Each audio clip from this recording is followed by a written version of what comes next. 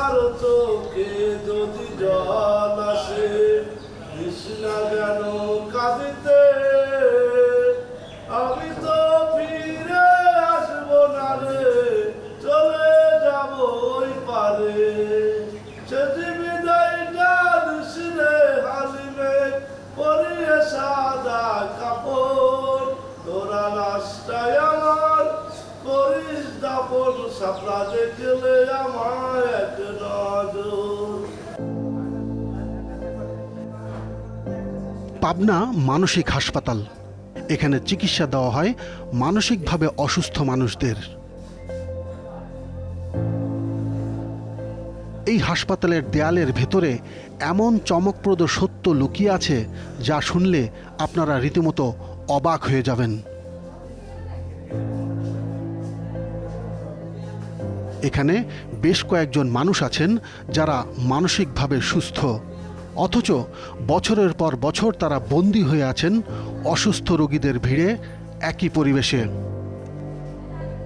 অবিশ্বাস্য হলেও সত্য, কেউ আছেন টানা ৩০ বছর সুস্থ হয়েও তাদের মুক্তি মেলেনি। রোগীর অভিভাবকরা এখানে সবসময় চেষ্টা করেন যে রেখে যেতে বা দীর্ঘমেয়াদীভাবে রেখে যেতে, এবং অনেক সময় ভুল ঠিকানা দিয়ে রেখে যায়। তো ভুল ঠিকানা দিয়ে রোগীদেরকে আমরা আমাদের এই হাসপাতাল যেটুকু সীমাবদ্ধতা আছে তার মাধ্যমে তাদের সাথে যোগাযোগ করে বাড়ি পাঠানোর চেষ্টা করেছি, কিন্তু তারা প্রত্যেকেই তাদের ভাড়া বাসার ঠিকানা দিয়েছে বা তারপর বাসার ঠিকানা বদল করেছে, বা যখন আরও আগে ভর্তি করেছিল তখন ভুল ঠিকানায় ভর্তি করেছিল। প্রশ্ন তো জাগতেই পারে, পরিবারের অন্য সদস্যরা কি সত্যি চাইছেন না তাদের ফিরিয়ে নিতে, নাকি ভুল ঠিকানা দেওয়ার পেছনে অন্য কোনো কারণ আছে, নাকি রাষ্ট্রীয় ব্যবস্থার অদৃশ্য কোনো শৃঙ্খল তাদের মুক্তিতে বাধা দিচ্ছে? এই অন্ধকার রহস্যের উত্তর খুঁজতে সত্য উদ্ঘাটনের জন্য মাঠে নেমেছে টিম 360 ডিগ্রি। তাহলে শুরু করা যাক আমাদের আজকের অনুসন্ধান হাসপাতালের ইতিহাস দিয়ে।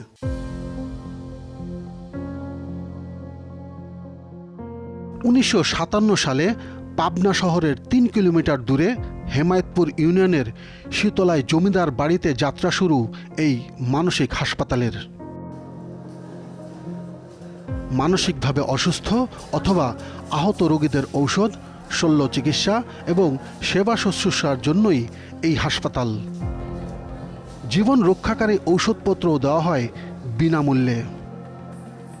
এমনকি রোগীরা সুস্থ হয়ে গেলে নিজ বাড়িতে পৌঁছে দেওয়ার খরচও বহন করে হাসপাতাল কর্তৃপক্ষ। যখন ভর্তি করা হয় তখন আছে সমাজসেবার সেভাবে সাহায্য নিয়ে রোগীদের বাড়ি পাঠানো হতো না। তো এখন যেহেতু হাইকোর্টে রিট হয়েছে এবং সেখানে সমাজসেবার অধিদপ্তরকে, মন্ত্রণালয়কে একটা পক্ষভুক্ত করা হয়েছে এবং তারা সেইভাবে একটা দায়িত্ব পালন করছে। তারাও রোগীর অভিভাবকের কাছে রোগী পৌঁছানোর চেষ্টা করছে।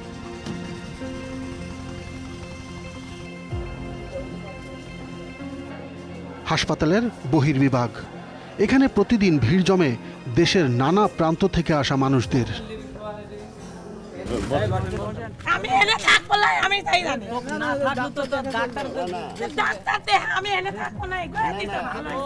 এই রোগীকে নিয়ে আসা হয়েছে নওগাঁ থেকে। আগেও ভর্তি ছিলেন এখানে, কিছুটা সুস্থ হয়ে বাড়ি ফিরে গিয়েছিলেন 4 মাস আগে। আজ আবার তাকে নিয়ে আসা হলেও তিনি কিছুতেই থাকতে চাচ্ছেন না।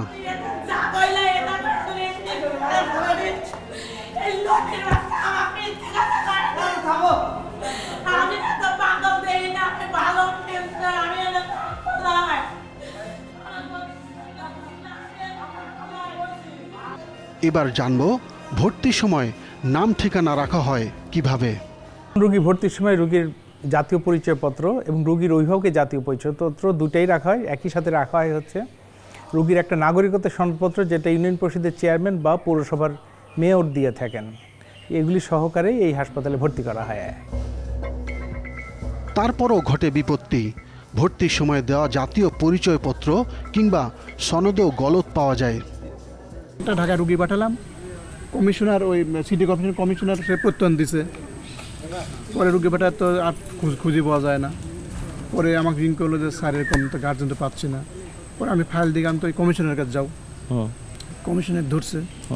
তো বলছে আরে আমরা রাজনীতি করি, আমরা কখন কোন লোক নিয়ে আসছে আমরা অত খেয়াল রাখি নাকি সে গ্রামে থাকে কি না থাকে। এক গ্রামে বলছে যে এই গ্রামে এই নামের কেউ থাকে না। ও রুগীও বলছে যে আমি তো এনে চিনিনি, আমাকে নিয়ে আসেন কি জন্য। কী করছে শুনলাম ওদের ভাষ্য অনেক আর কি, যে ওর এনআইডি নাম্বার আপনি ক্লিক করবেন চেক করার জন্য, এনআইডি নাম্বার সব ঠিক আছে, ওই নাম্বারই ঠিক আছে, জাস্ট কম্পিউটারে স্ক্যান না কী করে মানে ওটা বলতে পারলে না ভালো করে যে ওইটা ওই শুধু নাম ঠিকানা ওটা ভরা দিচ্ছে শুধু ওই অরিজিনালটা ছাড়া, কিন্তু এনআইডি নাম্বারটা সব ঠিক রাখতেছে এবং ওইটা দিয়ে এখানে ভর্তি করতেছে। কিন্তু ওই ঠিকানা যাতে পাচ্ছে না, এনআইডি কার্ড ঠিক আছে, ওই ঠিকানা সেই রুগী বলতে না এই ঠিকানাই নাই। পাবনা মানসিক হাসপাতালের আসল রহস্য লুকিয়ে আছে ভেতরের ওয়ার্ডগুলোতে।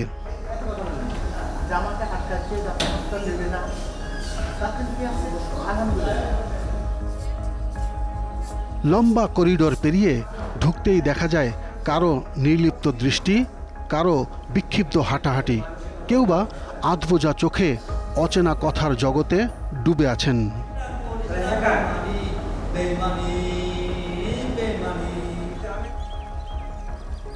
কিন্তু আমাদের নজর অন্যখানে। আমরা খুঁজতে থাকি তাদেরকে যারা এখানে সুস্থ হয়েও বন্দী আছেন যুগের পর যুগ।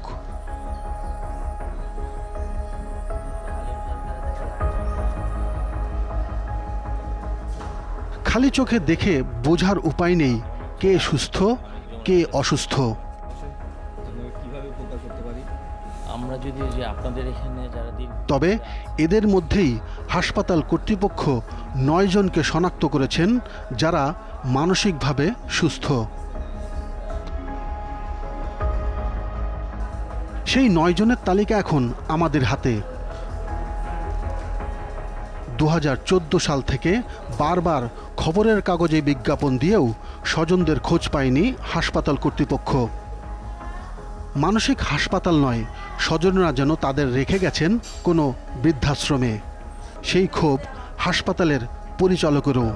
এই হাসপাতালে যেসব রুগীরা দীর্ঘমেয়াদীভাবে আছে তাদেরকে রাখার একটা কারণ হচ্ছে যে এই হাসপাতালে দীর্ঘমেয়াদী রুগী রাখা যায়, সেই জন্য তারা রুগীর অভিভাবকরা এনে এখানে রেখে গিয়েছে। কিন্তু এটা একটা হাসপাতাল, এটা চিকিৎসা হবে, এখানে চিকিৎসার পর রুগীরা আবার বাড়ি ফিরে যাবে অন্যান্য সরকারি হাসপাতালের মতো। এটা কোনো আশ্রয় কেন্দ্র বা সরকারি যে আশ্রম বা বৃদ্ধাশ্রম ধরনের এরকম ধরনের কোনো প্রতিষ্ঠান না। বৃদ্ধাশ্রম মনে করে মানসিক রোগীদের সাথে রেখে যাওয়া 9 জনের 2 জনই মারা গেছেন এখানেই। তাদের একজন নাজমা নীলুফার, বাবা একে লুৎফুল করিম, ঠিকানা রাজধানী মিরপুরের 11 নম্বর। ভর্তি করা হয় 1989 সালে, তখন তার বয়স ছিল 28। মারা যান 63 বছর বয়সে। ভর্তির কয়েক বছর পর সুস্থ হয়ে উঠলেও তাকে থাকতে হয়েছিল দীর্ঘ 35টি বছর। তাকে দাফন করা হয় হেমায়েতপুর কবরস্থানে। সে হচ্ছে 1989 সাল থেকে ভর্তি ছিলেন, তো তাকে কেউ নেয়নি, তাকে আঞ্জুমান মফিদুল ইসলামের মাধ্যমে দাফন করা হয়। মারা গেছেন আরও অনেকেই। এই কবরস্থানে দাফন করা হয় আরও 3 জনকে। বাকিদের ব্যাপারে একটা চমকপ্রদ তথ্য দিলেন হাসপাতালের এই পরিচালক। এখানে যারা মারা গিয়েছে তাদের মধ্যে অনেকেরই মৃত্যুর পরপর তার অভিভাবক চলে এসেছে। যেমন ধরা যাক 2022 সালের সেপ্টেম্বর মাসে একজন পুরুষ রোগী মারা যায় 17 বছরের বেশি থাকার পরে, একটানা 17 বছর থাকার পরে। তার মৃত্যুর সংবাদ পেয়ে তার 5 জন ভাই চলে আসে মৃতদেহ গ্রহণ করার জন্য। মৃত সেই ব্যক্তির নাম বদিউল আলম, ঠিকানা ঢাকার সবুজবাগে। 15 বছর বয়সে ভর্তি হয়ে মারা যান 47 বছর বয়সে। 43-এর বাসা এটা না? এটা পুরোটাই 43। পুরোটাই 43? এটা তো দোকান। জিয়াউল আলম উজ্জ্বল। বদিউলের গ্রামের বাড়ি চাঁদপুরের মতলব হলেও ভর্তির সময় ব্যবহার করা হয়েছিল তার বোনের শ্বশুর বাড়ির ঠিকানা। সেই বাড়িতে টিম 360 ডিগ্রি। আমরা মৃত বদিউলের বোনকে পাইনি, পেয়েছি তার বোনের ননদকে। উনি তো ক্লাস 7-এ থাকতে অসুস্থ হয়েছে, তখন ওনারা ঢাকা থাকতো না, মানে ওইভাবে ওনাদের ঠিকানা হয়নি। তো আমার ভাইয়ের রেফারেন্স দিয়ে আমাদের, এটা তো আমার পৈতৃক বাড়ি, আমরা এখানে 1950 সাল থেকে থাকি। উনি ছিল তখন আপনার টিএনএ ছিল, ফেন্সুগঞ্জ ছিল। তো ওনাদের যেহেতু ঢাকায় ঠিকানা ছিল না, তো স্থায়ী ঠিকানা ছিল না বা পাবনা ওদের ভর্তি নিতে ছিল না, উনি যেহেতু থানা নির্বাহী কর্মকর্তা বা এরকম ছিল, ওনার রেফারেন্স দিয়ে ভর্তি করাইছে, এই জন্য আমাদের ঠিকানাটা ওনারা ইউজ করছে। এবার আমরা বদিউলের আপন ভাই জিয়াউল আলম উজ্জ্বলের মুখোমুখি। বদিউল আলম কি হয় আপনার? আচ্ছা, উনি হ্যাঁ হ্যাঁ আমার ভাই। ভাই? হ্যাঁ। তো উনি তো মারা গেছেন। জি জি। তো মারা যাওয়ার পরে আপনারা ওনাকে নিতে গেছিলেন? হ্যাঁ। আগে যান নাই কেন? আগে যাইনি, আছে সে তো অসুস্থ ছিল। হাসপাতাল কর্তৃপক্ষের দাবি হচ্ছে যে তারা সুস্থ করে তুলেছে, মানসিকভাবে উনি সুস্থ ছিলেন। উনি যখন সুস্থ হয়েছেন তখন আর ওনাকে আনতে যান নাই? না, মানে ওনারা তো সবসময়, আমরা তো জানি যে এর আগেও কয়েকবার ছিল, 5-6 বছর থেকে আসছে ওই একই সিমটম, মানে প্রথম 2-4 মাস 2-1 মাস ভালো থাকতেছে, আবার ওই যে একটু টেনশন থাকে, যে সে খুব মেরিটোরিয়াস স্টুডেন্ট ছিল, আপনার 5 স্কলারশিপ পেয়েছিল ট্যালেন্ট পুলে।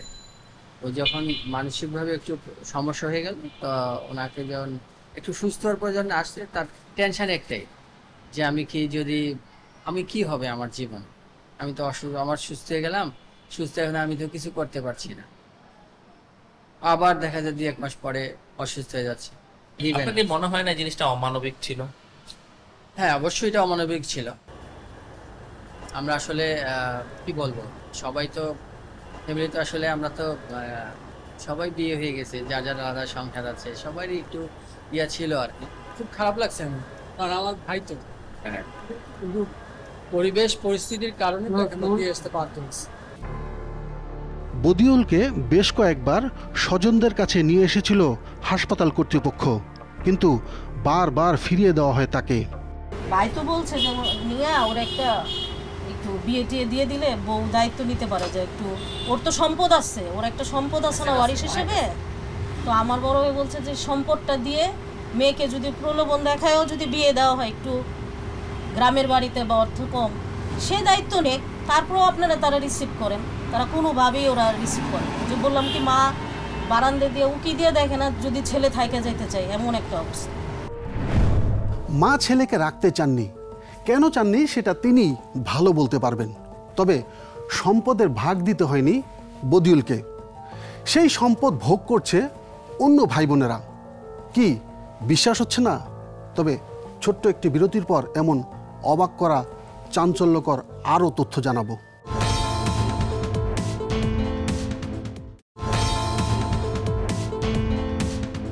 পাবনা মানসিক হাসপাতালের দেয়ালের ভেতরে আটকে থাকা 6 নারীর গল্পের শুরুতেই ছিল শাহানারা আক্তার। প্রায় 26 বছর ধরে এখানে আছেন তিনি, অথচ নিজেকে সুস্থ দাবি করছেন এবং জানাচ্ছেন নিজের পরিবারের নাম পরিচয়ও। কি নাম? শাহানা। শাহানারা। বাড়ি যেতে চান? হ্যাঁ। কি আছে বাড়িতে? দিতে চান, সবাই আছে। সবাই আছে। বাবার নাম মনে পড়ে? পরে কি নাম? সিদ্দিকুর রহমান। সিদ্দিকুর রহমান। মায়ের নাম? ডরিনা। আপনি কি কখনো দেখেছেন যে ওরা ওই আত্মীয় স্বজন কেউ আসছিল? জি না, কখনো দেখেননি। ওর মতো আরও অনেক মেয়েরাই আছে, ওদের ঠিকানা অনুযায়ী তো আমরা ওইভাবে পাঠাতে পারছি না, কোনো গার্জেন ওইভাবে আমাদের কোঅপারেট করতেছে না, ওরা বাড়ি যাওয়ার জন্য অনেক কান্না করে। উনি শাহানারা, আর কেউ এই ওয়ার্ডে আছেন? জি, ওর মতো আরও কয়েকজন আছে এই ওয়ার্ডে আছেন। জি। শাহানারার মতো এখানে আরও 5 নারী আছেন যারা মানসিকভাবে সুস্থ। তাদের সাথে আমাদের পরিচয় করিয়ে দিলেন নার্স রাশিদা ইয়াসমিন। এ হচ্ছে গোলজার বিবি পলু, ও হচ্ছে জাকিয়া। গোলজার ও জাকিয়ার সাথে পাওয়া গেল নাইমা, শিপ্রা রানী ও অনামিকাকেও।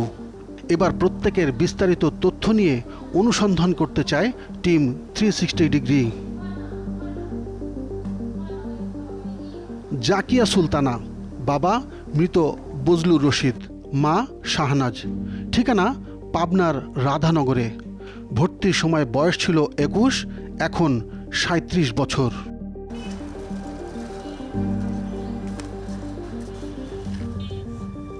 ঠিকানা ধরে খুঁজতে থাকলাম জাকিয়ার মা শাহনাজকে, ফলাফল শূন্য। রাধানগর পাবনা খালি লেখলে তো হবে না, আমি সেন্টিউসে না নামও জানি না। রাধানগর অনেক বড়, অনেকটুকু এলাকা। কে জানে জাকিয়ার বাবা মা এখনো বেঁচে আছেন কিনা, থাকলেই বা নিচ্ছেন না কেন। শাহানারা আক্তার, বাবা সিদ্দিকুর রহমান, মা জরিনা বেগম, ঠিকানা 101 মানিকনগর, ঢাকা। ভর্তির সময় তার বয়স ছিল 26, এখন 53। পাবনা থেকে ফিরতে চাই রাজধানী ঢাকায়, খুঁজে বের করতে চাই শাহানারার ঠিকানা। ভাই মানিক মিয়া শাহানারাকে ভর্তি করে এসেছিলেন পাবনা মানসিক হাসপাতালে, কিন্তু এই ঠিকানায় গিয়ে শাহানারার কাউকে খুঁজে পাওয়া যায়নি। টিকাটুলি লিখছে মাজারল্যান্ড মানিকল্যান্ড, বাড়ি নং 100। মানিকল্যান্ড চিনেন কিনা কাউকে? সিদ্দিকুর রহমান মানিক।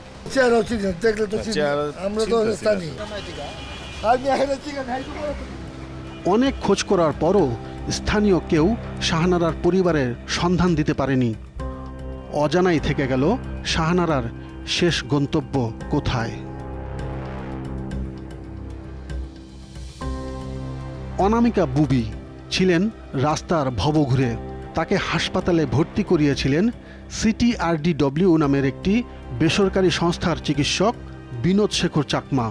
ভর্তির সময় অনামিকার বয়স ছিল 25, এখন 51। দুই নম্বর বাড়ি কোনটা বলতে পারেন? ওই রোডটা হচ্ছে 4, ওইটা হলো পুরোটাই 4। দেখেন তো এই ঠিকানা এটা না?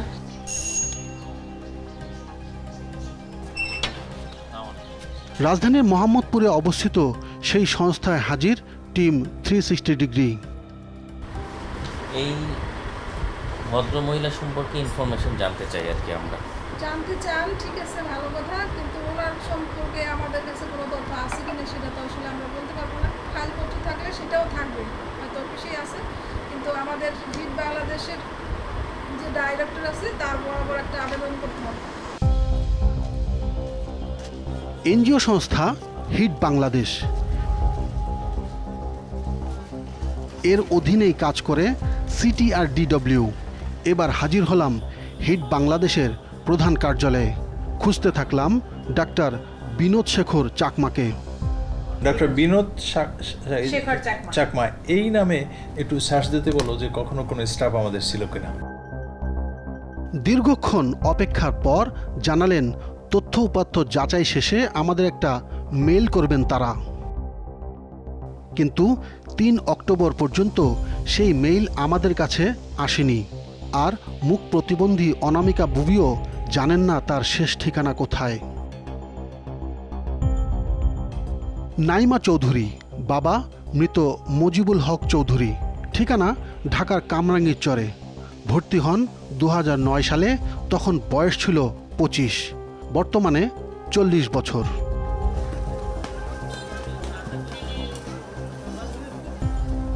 স্থানীয়দের নিয়ে কমপক্ষে 20টিরও বেশি বাড়ি ঘুরেও নাইমাকে চেনে এমন কাউকে খুঁজে পাওয়া যায়নি।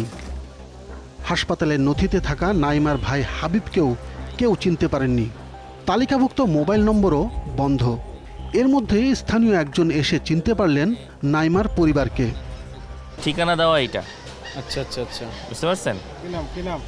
নাইমা চৌধুরী রোগীর নাম। চিনেননি? এটা ওরা এনে নাই, বাড়ি ছিল পেশকারের গলিতে। পেশকারের গলিতে? হ্যাঁ, পেশকারের গলিতে বাড়ি ছিল। ওরা বলে এখন নাই এই জায়গায়। ওর ভাইয়ের নাম কি? আর ভাইয়ের নাম আপনি যেটা বলছেন না, ওই যে হাবিব। হাবিব চৌধুরী নাকি? হাবিব চৌধুরী। হাবিব চৌধুরী। ভাই ঠিকানাটা চিনেন কিনা দেখেন তো। তার কথা মতো আমরা হাজির কামরাঙ্গীর চরের পেশকার গলিতে। বাসায় পুরোটাই ছিল। আচ্ছা, এটা কত আগে বিক্রি করে চলে আসে? কত আগে বিক্রি করছে? আরো প্রায় 20 বছর আগে। 20 বছর আগে। নাইমা চৌধুরীর যে বাসা আমরা আসলে খুঁজছিলাম, সেই বাসাটি হচ্ছে ঠিক এখানে, ওই শাটার থেকে নিয়ে এই গোলের মাথা পর্যন্ত। এবং তার ভাই হাবিব ভাইয়ের যে নাম্বারটা ছিল সেই নাম্বারটা আমরা আর খুঁজে পাইনি। আমরা যতটুকু আশেপাশের প্রতিবেশীদের কাছ থেকে শুনলাম যে তারা তাদের জমি এবং সব কিছু বিক্রি করে এখান থেকে চলে গেছেন। কয়েক কোটি টাকার সম্পত্তি বিক্রি করে নাইমার ভাই বোন কোথায় চলে গেছেন কেউ বলতে পারেন না। গোলজার বিবি, বাবা হাফেজ মিয়া, মা রেজিয়া বেগম, ঠিকানা ঢাকার মোহাম্মদপুরের কাটাসুর। ভর্তি হয়েছিলেন 23 বছর বয়সে, এখন 48। 2000 সালে ওনাকে পাবনা মানসিক হাসপাতালে রেখে আসা হয়েছিল। ঢাকার মোহাম্মদপুরে সেই ঠিকানায় হাজির হলাম আমরা। বাড়ির মালিক মনির আমাদের সাথে কথা বললেন অন্ধকার শপিং মলের ভেতর। ভদ্রমহিলার নাম হচ্ছে গোলজার বিবি, পিতার নাম ছিল হাফেজ মিয়া।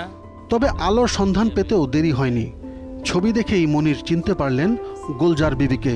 ওই মেয়েটা ওরা ছিল রায়ের বাজারে। আচ্ছা, রায়ের বাজারের লোক ছিল, ওই লোকটা একটু ছিল পাগলের মতো ছিল আর কি। আচ্ছা, পাগলের মতো থাকাতে আমার আব্বার সাথে ওই যে পরিচয় ছিল, ওরা যে হাফেজ মিয়া না, ওই পরিচয় ছিল ভালো। তো ওই পাবনা রেখে আসছিল মনে হয় মেয়েটারে। আচ্ছা, ও কি এই বাসায় থাকতো? না, আচ্ছা, ওদের বাসা রায়ের বাজার। রায়ের বাজার। ওরা কি এখনো রায়ের বাজার আছে বা কোনো ফোন নাম্বার? ওগুলো তো মারাই গেছে, হাফিজ মেয়ে তো মারাই গেছে, অ্যাক্সিডেন্টে মারাই গেছে সে। আচ্ছা, আর ওই বাড়ি বিক্রি করে ফেলেছে, তার কেউ থাকে না ওইখানে। আচ্ছা, তার মানে আপনার বাবার সাথে পরিচয় ছিল। আপনার বাবার নাম কি ছিল? তোফাজ্জল হোসেন। তার মানে তোফাজ্জল হোসেন সাহেবের সাথে হাফেজ মিয়ার পরিচয় ছিল, ওই সুবাদে এই ঠিকানা দিয়েছে, কিন্তু ওদের আসল ঠিকানাটা দেয়নি। না, আসল ঠিকানা রায়ের বাজারে। তার মানে এই মনির হচ্ছেন গোলজার বিবির বাবার বন্ধুর ছেলে, আর গোলজার বিবির আসল ঠিকানা রায়ের বাজারে। রায়ের বাজারে গিয়ে গোলজার বিবির বাবার আরেক বন্ধু জিল্লুর রহমানকে পেয়ে যাই আমরা। নাম ঠিকানা শুনেই সব চিনতে পারলেন তিনি। ওরই তো মেয়ে ছিল এই যে গোলজার বিবি। একটা মেয়ে হাফেজ মিয়ার ইয়াটা ছিল এইখানে। দেখাতে থাকলেন গোলজার বিবিদের সম্পত্তি। এগুলো পুরো ছিল বাসা। হাফেজ মিয়া বেঁচে গেল, বোনের একটু বাদ দিয়া সব বেঁচে গেল। বাবা মারা যাওয়ার পর মা কোথায় চলে গেছেন কেউ জানেন না। আমরা এবার হাজির হই গোলজার বিবির ফুপুর বাড়িতে।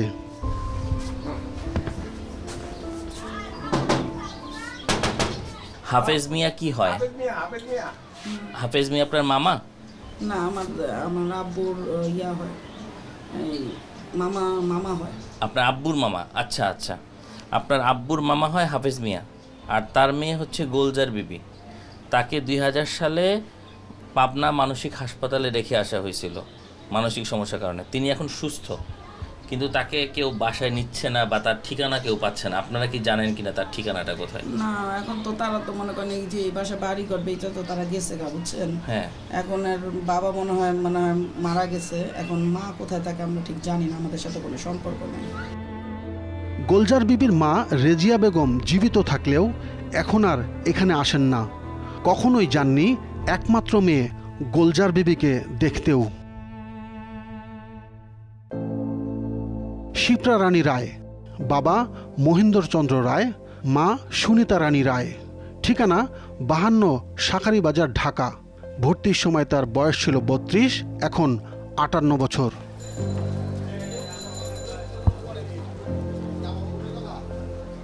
শিপ্রার ঠিকানায় টিম 360 ডিগ্রি।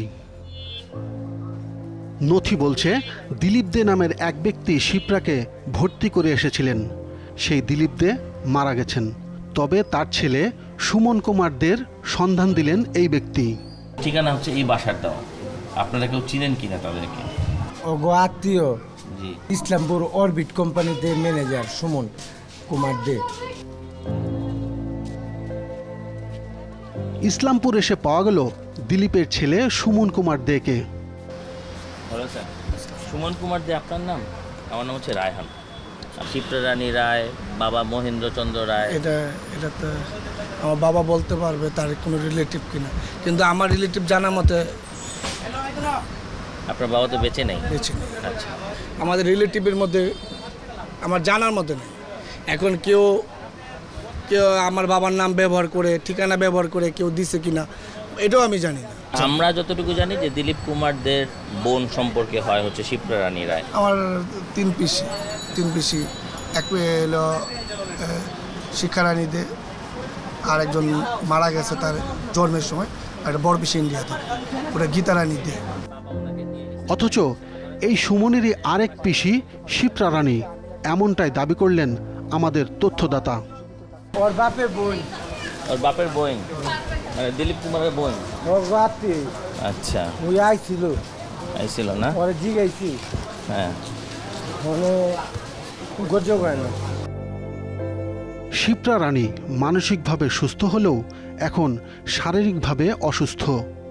এই পিসিকে অস্বীকার করে দিব্যি জীবনযাপন করে যাচ্ছেন তার আত্মীয়স্বজন।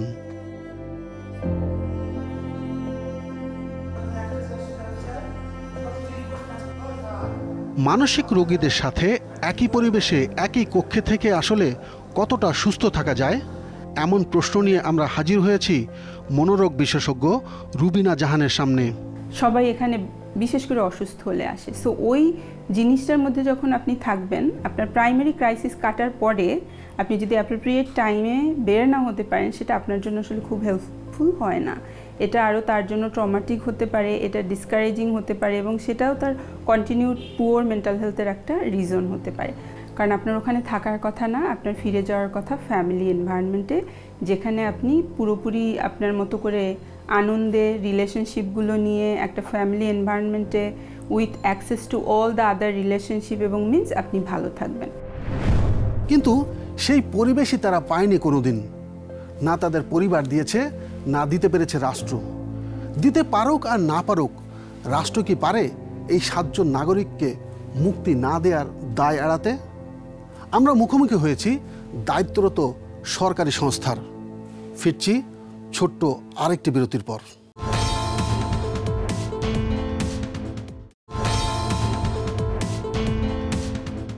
মানসিক হাসপাতালের এই সমস্যা দীর্ঘদিনের। 2014 সালে তালিকা আরও বড় ছিল। মানসিকভাবে সুস্থের তালিকায় ছিল 23 জন। সেই তালিকা কমে গিয়ে 7 জনে কীভাবে দাঁড়ালো, এবার সেই হিসাবটা করা যাক।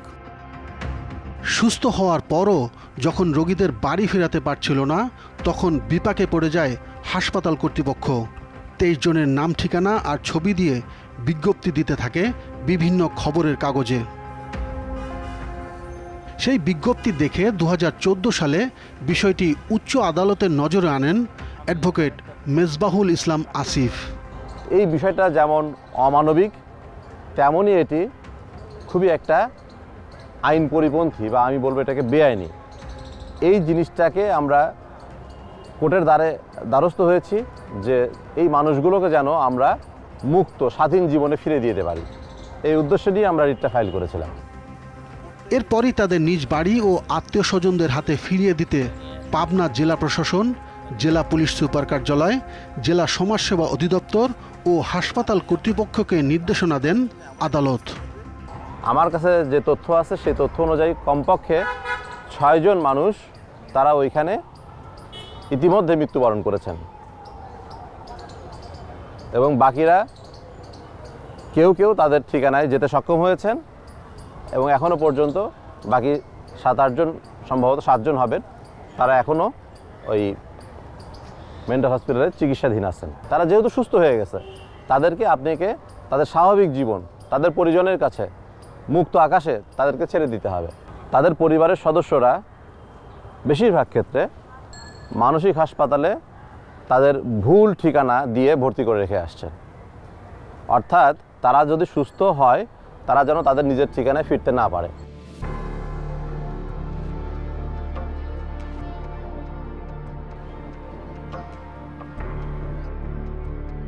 তেমনি আরেক পরিবারের খোঁজ পেয়েছি আমরা, যারা ভাড়া বাসার ঠিকানা দিয়ে সাইদ হোসেনকে হাসপাতালে ফেলে রেখেছেন দীর্ঘ 30 বছর।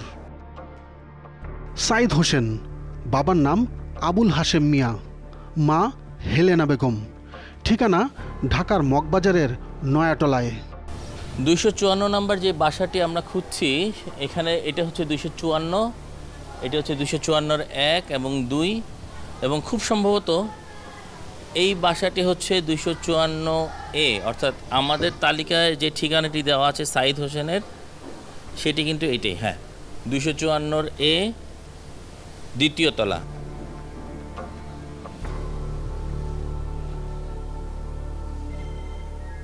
কেউ জানে না, বা আপনার বোন বা অন্য কেউ যারা দেখছে? না, কেউ জানে না। মানে ওইভাবে আপনি যখন চলে যাবেন, আমরা তো ওইভাবে জানি না কিছু কোথায় যাচ্ছে, তাই না? আচ্ছা, না উনি কি ভাড়াটিয়া ছিল এরকম? ভাড়াটিয়া ছিল। ভাড়া বাসার ঠিকানা দিয়েই লাপাত্তা সাইদের পরিবার।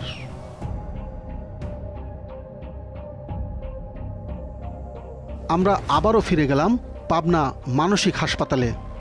নাম পরিচয় গোপন রেখে এবার আমাদের সাইদের ঠিকানা দিলেন হাসপাতালের পুরনো এক কর্মচারী। জানা গেল সাইদের এক বোন থাকেন পাবনার দক্ষিণ রাঘবপুরে।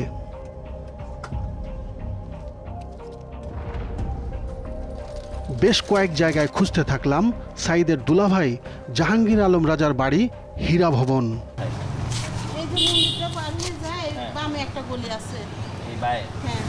তাহলে ওই গলিটার পিছন দিকে যেটা? না, গলিতে ঢুকে গলির পেছনে না, মানে গলির মাথায় সোজা কথা সালাফি ভবন লেখা আছে। ওই হীরা ভবনটা এখন সালাফি ভবন হয়েছে। শেষ পর্যন্ত স্থানীয় এক সংবাদকর্মীর সহায়তায় আমরা খুঁজে বের করলাম সাইদের বোনের বাড়ি, কিন্তু এই বাড়িতে বোন দুলাভাই কেউই থাকেন না। জাহাঙ্গীর আলম রাজা থাকে না, কিন্তু এই বাড়িটা কি ওনার? না না, তাহলে এই বাসাতে বাসা ভাড়া থাকে। বাসা ভাড়া থাকতো? জি। ওনার ফোন নাম্বার আছে? না। ওনার ওয়াইফের নাম কি জাহাঙ্গীর আলম রাজার? বিলকিস। বিলকিস? জি। এটা মূলত জাহাঙ্গীর আলমের বড় ভাইয়ের বাড়ি। মানে রাজা কি হয়? আমার দেবর। দেবর? জি। বিলকিস বেগমের তো বোনও আছে একটা। হ্যাঁ, ওনারা আলগা, ওনাদের বাড়ি হচ্ছে ইয়াতে, ওই আপনার ওই যে আরিফপুর। তার মানে সাইদের আরেক বোন পারভিন থাকেন এই এলাকাতেই, আরেকটু দূরে। মাসুদ সাহেবের বাচ্চা এটা? দোতলায় কি আব্দুল্লাহ সাহেব থাকেন? সাইদের বোনের বাড়িতে ঢুকতেই বাধা দিলেন এই ব্যক্তি। আপনারা যমুনা নিউজ কিছু থেকে আসছেন? কিসের জন্য আসছেন? যমুনা টিভি আসছি, আমরা ওনাকে খুঁজতে আসছি। কাকে? আব্দুল্লাহ এবং তার ওয়াইফ পারভিন। ওরা কি করছে? ওনারা কিছু করে না, ওদের সাথে দেখা করতে আসছি আমরা। ওয়ে না থাকলে তো যমুনা টিভি আসবে না। তো কি না, কারণটা কি? ওনার সাথে দেখা করতে আসছি। আপনার ভিডিও ক্যামেরা নিয়ে কি দেখা করে আসছেন এখানে? কথা বলার এক পর্যায়ে যোগ দিলেন আরেকজন। ওনারা ওনাদের ভাইকে চিনেন কিনা বা জানে কিনা বা নিবে কিনা? নিবে না তো জন্যে ভাই হয়, ভাই চেনে, হসপিটাল থেকে এর আগে বহুবার হচ্ছে ওনারা আসছে, এরা কোনো রেসপন্স করে না। ওনাকে নিয়ে ওনার দেখাশোনা করার মতন লোক নাই তো। ওনার মা বৃদ্ধ হয়ে গেছেন, ওনার মা কি দেখাশোনা করা লাগে? কিন্তু আমরা দেখা করতে চাই সাইদের বোন পারভিনের সাথে। আপনার তো গিয়ে আনতে পারতেন। বা আমি কিভাবে আনবো? আমি তো একজনের ভাত খাই, তো আমার ভাইকে কি আর নিবে? আমার ভাই যদি ভাই থাকতো দুটো, তাহলে সে দায়িত্ব নিত। আমার বাপ নাই, আমার মা বিছনা পড়ে রয়েছে, তাহলে আমি কিভাবে নিই? আমি অন্য ভাত খাই, আমার ছেলেরা কি তা নিবে বলেন? আচ্ছা, না আমি কেন এটা বলছি দেখেন, ভদ্রলোক উনি তো ঠিক আছে, তাই না? তার তাছাড়া যতই ঠিক থাকুক, এর কি আমার রাখা সম্ভব বলেন? উনি কিন্তু মেন্টালি স্টেবল, কিন্তু উনি শারীরিকভাবে এখন অচল হয়ে গেছেন, মানে পায়ে শক্তি নাই। তাহলে এটা কে পারবো? এটা তো আমার দ্বারা সম্ভব না। আর আমার মা অবস্থা খারাপ, আমার মাও নাই। আর আমার যদি আর একটা ভাই থাকতো, হয়তো সে রাখতো। আর ভাড়া বাড়িতে, অন্যের বাড়িতে মনে করেন একদিনও রাখবে না। হাসপাতাল কর্তৃপক্ষের দাবি হচ্ছে ওনারা যদি 7 দিনের জন্য নিয়ে যেত, তারপরে যদি আবার উনি অসুস্থ হয় বা কোনো কিছু হয়, আমরা ওনাকে নিতে রাজি আছি। কেউ নিব না বলেন? আমরা 4টা বোন। আমার বড় বোনের পায়ের অবস্থা খুব খারাপ, সে মেয়ের কাছে থাকে। আমার ছোট বোনের তার হাজবেন্ড থাকে না। আর আমি এই যে থাকি, এই যে বেটার বউ, বাচ্চা আর 2 ছেলে। আচ্ছা, বুঝছেন? আর আমার মেয়ে, হ্যাঁ, আর আমার তো বাড়ি ঘর না, আমি ভাড়া থাকি। আমারও তো এইখানে বাড়ি আনতেও দিব না। আর আমার যদি বাড়ি থাকতো একটা কথা ছিল। আর আমার ওই বোনও ভাড়া থাকে, তাহলে বলেন। সাইদ হোসেন কি জানেন, মাত্র 5 কিলোমিটার দূরে পাবনা শহরেই থাকেন তার দুটি মায়ের পেটের বোন, বোঝা মনে করে, যারা তাকে 30টি বছর বন্দি করে রেখেছেন এই 4 দেয়ালের ভেতর। এই 7 জনকে বাড়ি ফেরানোর জন্য উচ্চ আদালতের স্পষ্ট নির্দেশনা থাকার পরও কি করল সমাজ কল্যাণ অধিদপ্তর? পাবনা জেলা সমাজ কল্যাণে টিম 360 ডিগ্রি। কার্যালয়ে তখন দায়িত্বশীল উপপরিচালক ছিলেন না, কথা হলো মোবাইল ফোনে। আপনারা কি চেষ্টা করেছেন? আমরা আসলে ওই জায়গাগুলো যাদের আমরা জানি যে কিছু জায়গার লোক নিতে চায় না, আমরা কিন্তু এর আগে থেকেই এটার পিছনে লেগেছিলাম। এটা আজকের কথা না, এটা প্রায় তাদেরকে যে পৌঁছানো যাচ্ছে না, এটা অনেক দিন থেকে এটা পারা যাচ্ছে না। একটা হলো যে আত্মীয় স্বজন নিতে চায় না। আত্মীয় স্বজন যদি না নিতে চায় সেক্ষেত্রে তাদের পুনর্বাসনের ব্যবস্থা কি হবে? ধরেন একটা সুস্থ লোক কি মানুষ পুনর্বাসন করাটা আমাদের জন্য কত কঠিন, সবার জন্যই, সরকার, পাবলিক, আপনি, আমি, সবার জন্যই কঠিন। সেখানে একেবারেই জেনে ধরেন কাপড় চোপড়াও ঠিক মতো অনেকেই, আমি গত ভিজিটে আমি গেছিলাম, আপনি দেখেন ওই 7-4 দেখেন যে 2-1 দেখেন যে কাপড় চোপড়ও ঠিক মতো পরে নাই। এখন একটা অবস্থা যে কতটা অমানবিক একটা পরিস্থিতিতে তারা আছে বা ওই কর্তৃপক্ষ তাদেরকে লালন পালন করতেছে। এই সিচুয়েশনটা একটু অনেক কঠিন, ব্যাখ্যা করা অনেক কঠিন। উচ্চ আদালতের নজরে এই পুনর্বাসনের বিষয়টিও এনেছেন রিটকারী আইনজীবী। এই মানুষগুলো যদি তাদের ঠিকানায় যেতে ব্যর্থই হয় বা না যেতে পারে, তাহলে আমাদের দেশে স্বাস্থ্য মন্ত্রণালয়ের অধীনে অথবা সমাজ কল্যাণ মন্ত্রণালয়ের অধীনে, সমাজসেবা অধিদপ্তরের অধীনে বিভিন্ন রকম রিহ্যাবিলিটেশন প্রোগ্রাম বা স্কিম রাষ্ট্রের আছে বা থাকা উচিত, যদি না থাকে থাকা উচিত। তো এইখানে এই মানুষগুলোকে সেই রকম জায়গায় রিহ্যাবিলিটেট করা, তাদের একটা ন্যূনতম কর্মসংস্থান করা, ন্যূনতম চিকিৎসা সেবার মাধ্যমে তাদের বাকি জীবন যেন সহজ স্বাভাবিক থাকে সেটাকে দেখভাল করা, এটাই রাষ্ট্রের দায়িত্ব। এই আশেপাশে যে পুরনো স্থাপনা, অথচ একসময় এই হাসপাতালেই ছিল সেই কারিগরি শিক্ষার ব্যবস্থা। একসময় এখানে কাপড় বুননের শিক্ষা দেওয়া হতো, তো সেগুলি আসলে কাপড় বুননের সে তাঁত বা এই জিনিসটা প্রথাটা উঠে যাওয়াতে ওটা আর নাই, অনেকদিন ধরেই নাই। তবে তিনি জানালেন ভর্তি পদ্ধতি পরিবর্তন করলেই রোধ করা যাবে এমন অমানবিকতা। ঢাকার যে জাতীয় মানসিক স্বাস্থ্য ইনস্টিটিউট হাসপাতাল আছে, ওখানে রুগীদের যেমন অভিভাবক সহকারী ভর্তি করা হয়, এই হাসপাতালে যদি সেরকম একটা প্রথা চালু করা যায়, বাংলাদেশ সমস্ত সরকারি হাসপাতালে অভিভাবক সহ ভর্তি করা হয়, তো এখানেও যদি রুগীদের অভিভাবক সহ ভর্তি করা যায় তাহলে এই জাতীয় প্রবণতাটা কমে আসবে। এসব বিষয় নিয়ে আমরা কথা বলতে চেয়েছিলাম সমাজ কল্যাণ উপদেষ্টার দপ্তরে, কিন্তু জাতিসংঘের অধিবেশনে থাকার দোহাই দিয়ে কেউ আমাদের সাথে কথা বলতে রাজি হননি। মা, বাবা, ভাই, বোন, এই রক্তের বন্ধনেই আমরা আশ্রয় খুঁজি, ভালোবাসা খুঁজি। আর সেই রক্তের বন্ধনই যখন অস্বীকার করা হয়, তখন শিপ্রা রানী কিংবা সাইদ হোসেনরা কোথায় যাবেন? এমন নিষ্ঠুর অমানবিকতার দায় কি রাষ্ট্র এড়াতে পারে?